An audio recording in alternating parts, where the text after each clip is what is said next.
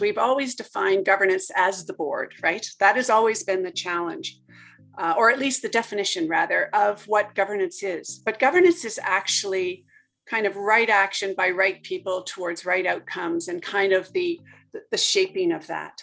And so governance is actually a more distributed function in any organization. And there's a lot of actors, or there's a lot of folks who are involved in that. So when the board kind of collects everything governance into itself, it can kind of silo into sort of a circular conversation with not all the people that matter in the subject. So governance needs to be rethought around who needs to be involved and how can they contribute to help us be more informed, to have greater insight, and for them to be energized and empowered to contribute to our mission.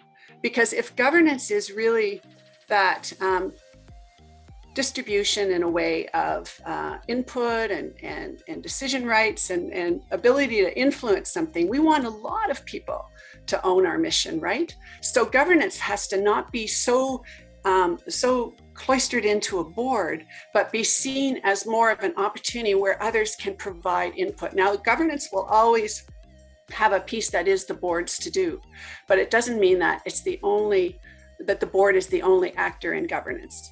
So my experience over the years as a consultant is that I've spent a lot of time working with boards and senior management around making the separation between the board and staff role. So if there's any topic that when people talk to me, that often is the thing, right? Like, what is the board's role? What is the staff role? And we spend a lot of time there.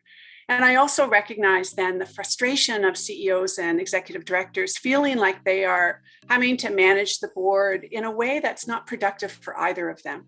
So boards can feel bored, and CEOs can feel frustrated that they're not fully empowered or that there's micromanagement going on.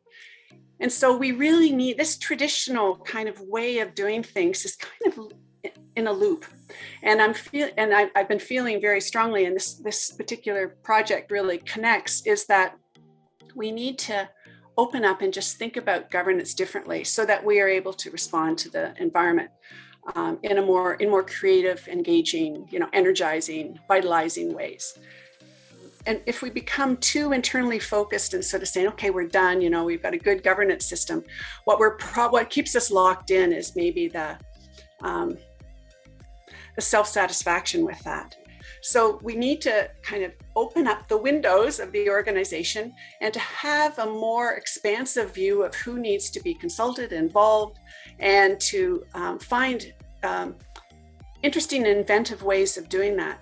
So what keeps us locked in is in a way that we've kind of created a foundation that feels really sound, but it's like we can't get to the next level without opening it up again and kind of keeping the good parts, the really solid, corporate decision-making stuff that needs to be only the board can make, but realizing there's a lot more wiggle room for involvement in all of the other areas. And so if that's the case, then let's have that conversation. And it really then is that excitement of saying, if we were going to involve more people in the kinds of important work that we do and the decisions we make and the things that we're considering, how would we do that, and really opening it up. It's a very important time, I think, to think differently about governance and to do differently. And so the innovation, encouraging innovation, even if you're not exactly sure where it's going to go, is exactly how the future should unfold. It's just as knowing what good governance has to do, and then thinking about how can we do it differently.